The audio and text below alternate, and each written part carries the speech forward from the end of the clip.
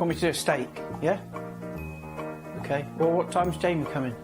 He's not. He's not? Oh. Gordon? Nope. No Gordon either.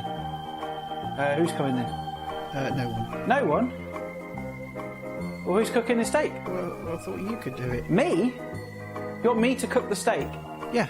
Jeremy, I don't know what I'm doing, and you want me to cook a steak? Oh, Jesus. You said to me how this is going to work. Jamie will come round, he'll do the cooking, I'll talk a bit, and then you could somehow edit it together and make it look like I'm doing all the cooking. And you want me to do this all on my own? You're an idiot, Jeremy. Idiot. Well, I guess I have to, won't I? Because honestly, I don't know how this relationship's going to pan out. Like, if you just keep messing up like this, what am I going to do? I haven't got a clue. I'm inept. I don't know what I'm doing. I'm sorry, all right. Well, I'll just have to, won't I? Idiot.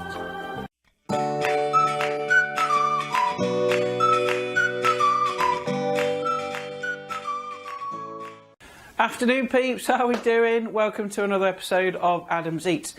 Don't worry, it was all just a big joke. It is, in fact, Jamie is cooking the steak, and it's all a big lie. I'm no good at cooking at all. Jamie does all of it. It's just my face, you see, because I'm considerably better looking than him. So what we're going to do today, a steak. Right? You all want to know how to make a steak, and this is the best way how to do it, really. Everyone's got their favourite cut of steak. Me personally, it has to be ribeye. I just seem to think that kind of little bit of fat running through the middle of it. It's tender. It's cheap as chips, really, compared to some of the other steaks. So I absolutely love ribeye. You got sirloin, you got T-bone, fillet steak. Meh, overrated. So yeah, everyone's got their kind of favourite steaks. So this kind of applies to all, really. This method of cooking. What I will say though is buy the best you can afford. Some of the supermarkets sell really good steaks now, actually. Go to the market, go to your butcher, get a nice thick piece of steak. For this recipe, however, I'm going to use a couple of sirloin steaks. Quite reasonably priced and quite thick as well, so that's what I'm going to use today. So yeah, really, it's a case of having a look at these steaks. You want to bring them to room temperature. Don't cook your steak straight out of the fridge. It mucks up the cooking times of them. So make sure that they're a nice room temperature. That way you'll get a much better steak. So yeah, let's crack on. We'll get the pan on the heat and I'll show you the next step. Right, so here I have a couple of rather delicious looking steaks. Sirloin steaks. Now, when buying steaks, what you want to look out for is a nice marbling of fat in the meat itself. Unless you're buying fillet steak, any other steak, if it's got no fat in it, it's rubbish, it's going to dry out, it's just going to be knackered. So this is the kind of thing you're looking for. I don't know if you can see there's some sort of marbling in there, a little bit of fat veins running through it. That equals moisture and it equals flavour. So that's what you want to look for when buying a steak. So I've got two here. I would say they're probably about an inch thick, something like that, inch and a half. Obviously your cooking time will vary depending on the thickness of your steak. I'm going to show you a method in a minute on how to test your steak and to how well done it is. I've got some embellishments here, just some rosemary and a garlic clove, sunflower oil and some pepper. You might be wondering, where's the salt? Okay, well, I don't season my steaks with salt until after they've cooked. The reason being, if you put on salt straight away, then cook them, then it draws out some of the moisture. So it's just purely for moisture retention purposes. So pepper only, and then the garlic and the rosemary, that's purely optional. You don't have to add those if you don't want to. I just like those on my steak. Now I've got a pan on the hob and I'm going to get that nice and screaming hot. Don't put any oil in it, for goodness sake. You'll end up with smoke in your kitchen. You'll have the fire brigade round. It'll just be awful. So pan on the heat, nice and hot, and we'll prep these steaks. Okay, right, so all I'm going to do to prep these steaks is I'm just going to take this garlic clove. Now you can use anything on steaks, you don't have to just do what I'm doing. You can put some chilli on there, you could put some some barbecue sauce, other herbs, other spices, some paprika would be quite nice. You know, just experiment, have a go. It's your steak after all. So I've just cut this garlic clove in half and I'm just going to rub it over the steak. This just gives it a little hint of garlic flavour. Both sides. And the reason I'm rubbing the steaks with the garlic, because if I were to say slice this and put this in the pan whilst frying them, the garlic's just going to burn and it'll taste bitter and horrible. By doing this, what you're doing is you're adding a bit of flavour to the steaks, but you're not going to end up with burnt garlic because there's no actual garlic on it. Right, so that's the garlic on there. A little bit of oil, just a smidgen each side, you don't need loads. Never oil the pan when cooking a steak, for the reason I just explained. You'll end up with smoke everywhere. Just oil the steaks first. Just a little bit of that each side, just rub it on. Okay, lastly, then you just want to season with a pepper. Again, both sides. Steak loves pepper, so don't be afraid with it. You know, get plenty on. And that's kind of it. That's your basic prep for a steak, and they're ready to go in the griddle pan. Just quickly before we get the steaks in the pan, I'm going to show you a really easy method on how to check how well done your steak is. Just simply take your hand like so, and if you press the heel of your palm, just there, that soft bit there, if you're with your hand open and relaxed, press that and then press your steak, it'll feel the same, and that just means it's raw. Okay, so you know you've touched the steak, touch that, yeah, that's raw.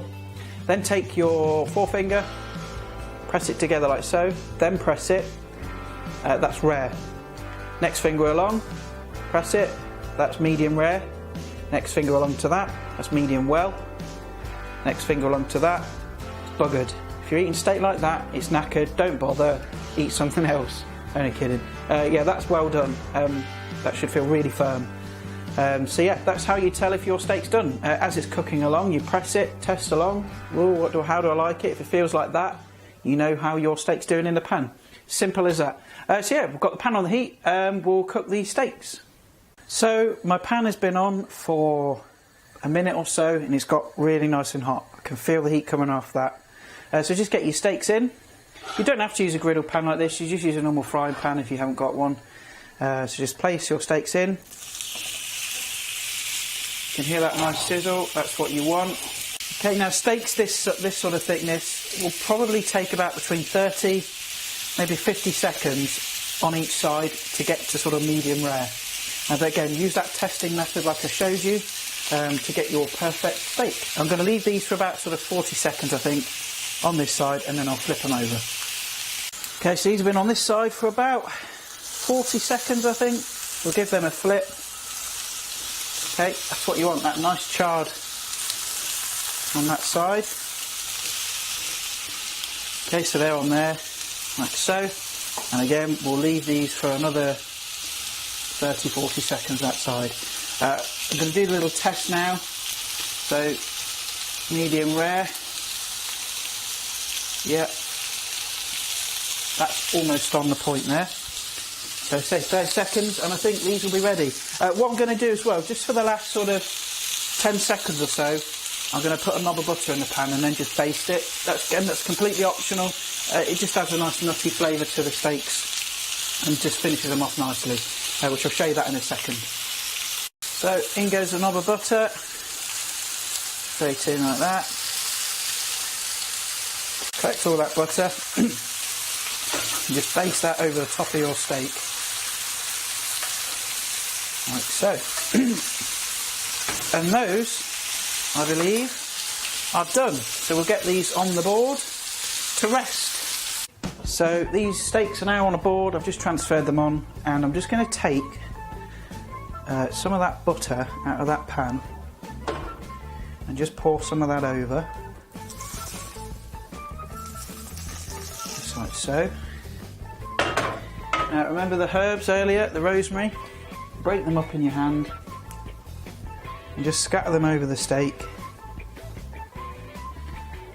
and then just press some of that in like so. Press it into the top, just bash it in, Don't use too delicate with it, just get it over, mop it up, put the other side like so.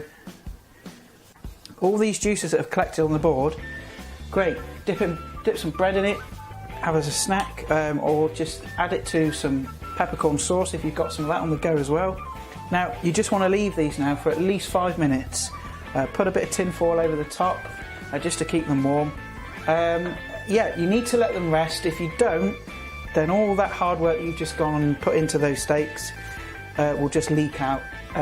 By resting them, it just absorbs some of that moisture straight back into the steak, so you don't lose it all when you cut into it.